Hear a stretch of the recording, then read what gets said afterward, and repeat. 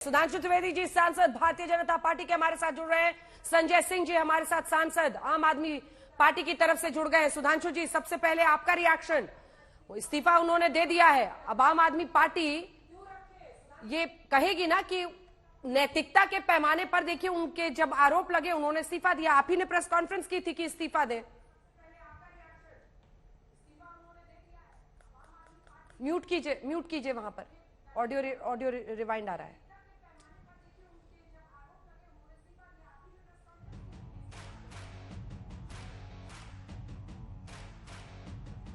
मेरे वॉइस आवाज आ रही है सुधांशु जी आपको? मेरे एक बार फिर से उनसे बातचीत करेंगे। संजय जी, क्या सोच है? सत्येंद्र जैन इतने दिनों तक इस्तीफा नहीं दिए और अब जब सुप्रीम कोर्ट ने कहा कि आप हाईकोर्ट जाइए अगर आपको राहत चाहिए तो, उसके बाद मनीष सिसोदिया ने और सत्येंद्र जैन दोनों ने इस्तीफा दिया और अरविंद जी ने स्वीकार भी कर लिया। क्या सोच है इसके पीछे? वो कह रहे हैं शर्मिंदगी की वजह से किया है।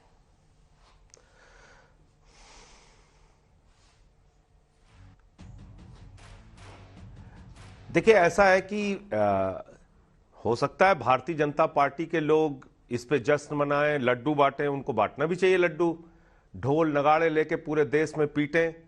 लेकिन आज दिल्ली के 18 लाख बच्चों के मां बाप जरूर दुखी होंगे। उनको जरूर लग रहा होगा कि एक ऐसा व्यक्ति जो मकड़ी के जाल वाले स्कूलों को आज बेहतरीन एयर कंडीशन कमरों में बदलता है, दिल्ली के शिक्षा मॉडल को पूरे दुनिया में लोकप्रिय बनाता है, आज ऐसे शिक्षा मंत्री को आपने जेल में डाल रखा है। आपने ऐसी कार्रवाई करके बहुत नेक काम किया, अच्छा काम किया, अपना सीना ठोकिए और पूरे देश में डंका पीटिए। अच्छा है, बहुत बढ़िया काम किया है। मैं तो कह रहा हूं सारे विपक्ष के नेताओं को शहंशाह आलम मोदी जी उठा के जेल में डाल दें, कोई दिक्कत नहीं है। लेकिन जो आरोप इन लोगों पर लगते हैं उसका जवाब कौन देगा? नरेंद्र मोदी जी का मित्र अडानी, जिसको मोदी जी ने कोयला दे दिया, गैस दे दिया, बिजली दे दिया, पानी दे दिया, सड़क दे दिया, स्टील दे दिया, सीमेंट दे दिया, सीपोर्ट दे दिया, एयरपोर्ट दे दिया, आकाश से लेकर पाताल तक सब कुछ दे दिया, 2.5 लाख करोड़ का कर्जा दे दिया, 84,000 करोड़ का कर्जा माफ कर दिया। आप बताइए, उसके पोर्ट पर हजारों करोड़ की ड्रग्स पकड़ी गई, कितनी गिरफ्तारी हुई, कितनी सीबीआई गई, कितनी ईडी गई, कितने गुजरात के पुलिस ने कार्रवाई की? बताइए आप। 42,000 करोड़ रुपए उस अडानी के भाई ने फर्जी कंपनियां मॉरिशस में बनाकर, 6 कंपनी एक पते पर बनाकर, उन कंपनियों की आमदनी का जरिया क्या है पता नहीं, 42,000 करोड़ रुपए उन कंपनियों से काला धन अडानी की कंपनी में हिंदुस्तान में लगा। कितनी सेबी, कितनी ईडी, कितनी सीबीआई, कितने इनकम टैक्स डिपार्टमेंट की कार्रवाई उन कंपनियों के खिलाफ हुई, कितनी गिरफ्तारी हुई? बताइए आप। संजय जी, अभी तो बताइए नीरव मोदी पे कितनी कार्रवाई हुई, मेहुल चौकसी पे कितनी कार्रवाई हुई? अडानी, नीरव मोदी हर मुद्दा उठाएंगे, लेकिन इमीडिएट वजह क्या रही दोनों इस्तीफों के पीछे? मैं ये आपसे पूछ रही हूं, देखिए बीजेपी कहेगी ना सर भ्रष्टाचार की स्वीकारोक्ति है इस्तीफा, ऐसा है ना। आज सुधांशु जी ने ही प्रेस कॉन्फ्रेंस की थी जी, वजह क्या? अच्छा, अब स्वीकारोक्ति हो गया। अब तक इस्तीफा दे तो एक तरफ बेशर्म लोगों की फौज है, मैं ये कह रहा हूं, जो अपने मित्रों को बचाने का काम करते हैं।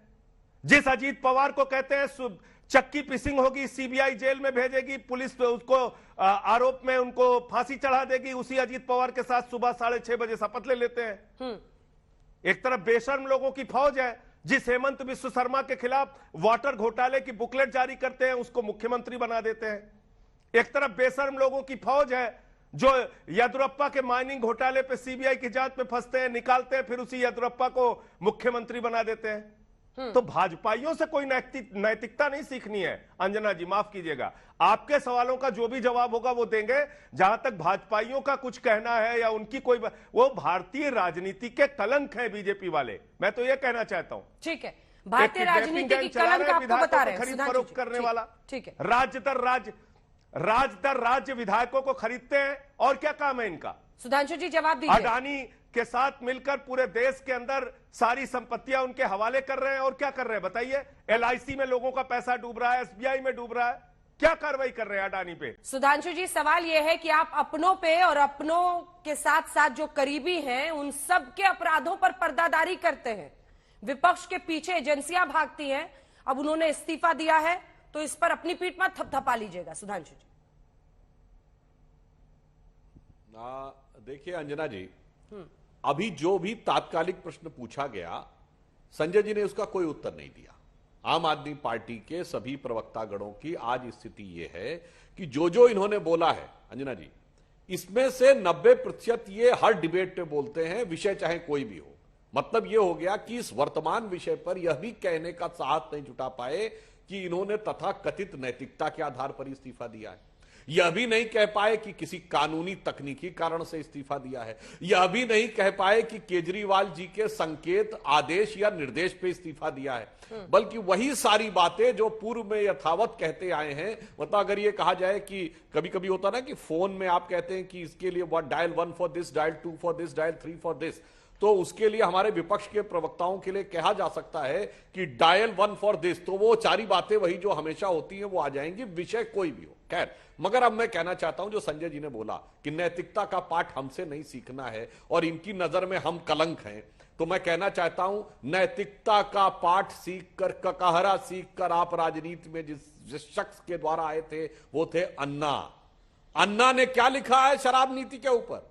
लिखित में पत्र है, कहीं सुनी बात नहीं है, लिखा पढ़ी में है कि उन्होंने कहा कि आप लोगों ने इसमें भ्रष्टाचार किया। उन्होंने दुख व्यक्त किया कि राजनीति में आप लोग आए और जिन संकल्पों को लेकर आए थे, नैतिकता के जिन पैमानों के दावे कर कर के आए थे, वो पूरी तरीके से खोखले साबित हो गए।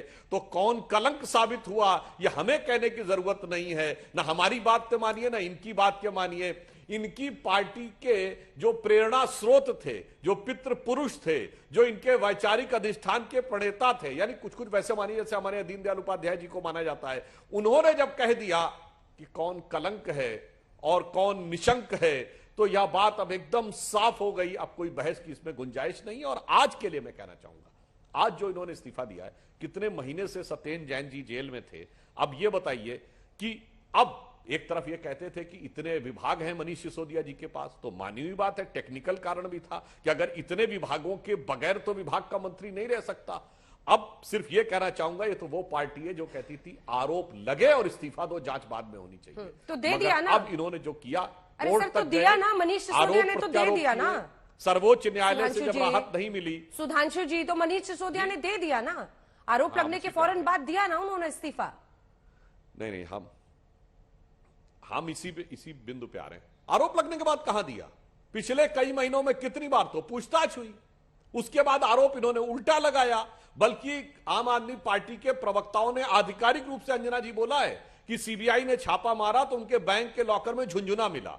अब जितने करोड़ों दर्शक देख रहे हैं सोच सकते हैं सहज बुद्धि से कि कोई अपने बैंक के लॉकर में बच्चे का झुंझुना रखता है, यानी इस प्रकार की बातें की। फिर जब अरेस्ट होने के बाद कोर्ट गए, कोर्ट से जब राहत नहीं मिली तो विवशता में क्या करते?